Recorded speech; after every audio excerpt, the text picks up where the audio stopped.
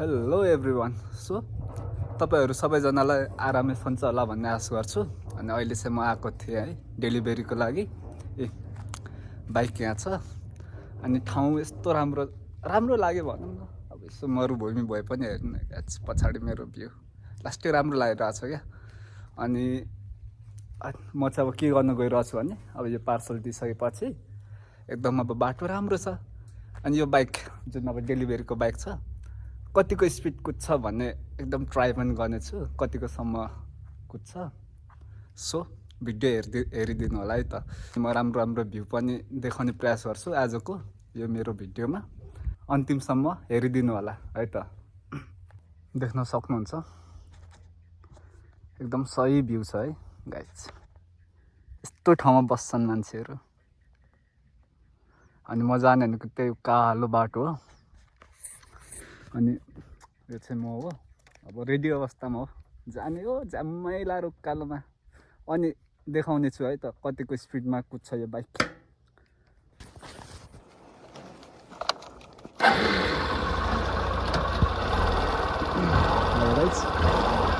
हाम्रो यात्रा सुरु।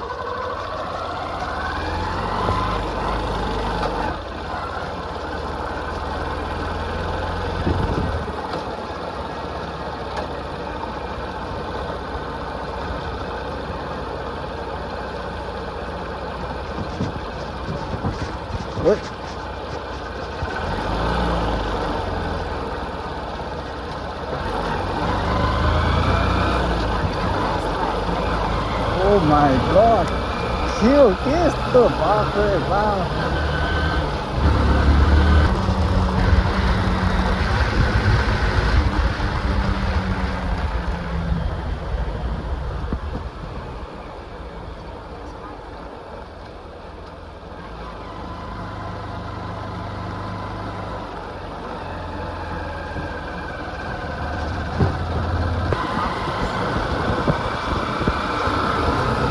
बाटो छ यस्तै छ हाम्रो गाइस।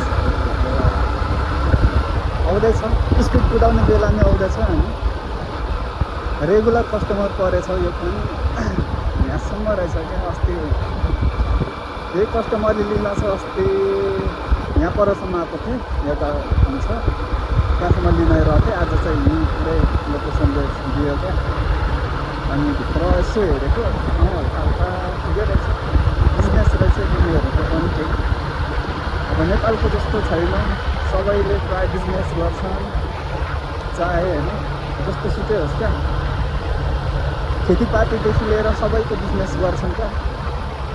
अब हाम्रो नेपालमा त न खेतीपाती राम्रोसँग छ भए पनि अब सरकारले अलिकति त्यही हो। अस्ति चाहिँ यही टर्निङसम्म चाहिँ लिन आएको थियो सामान। आज चाहिँ करेक्सन गर्नु ठिकै छ, केही छैन। सो अब हुन्छ हाम्रो यहाँदेखि स्टार्ट है।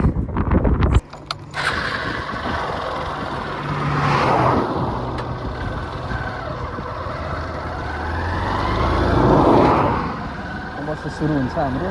कतिको स्पिडमा कुद्छ यो बाइक।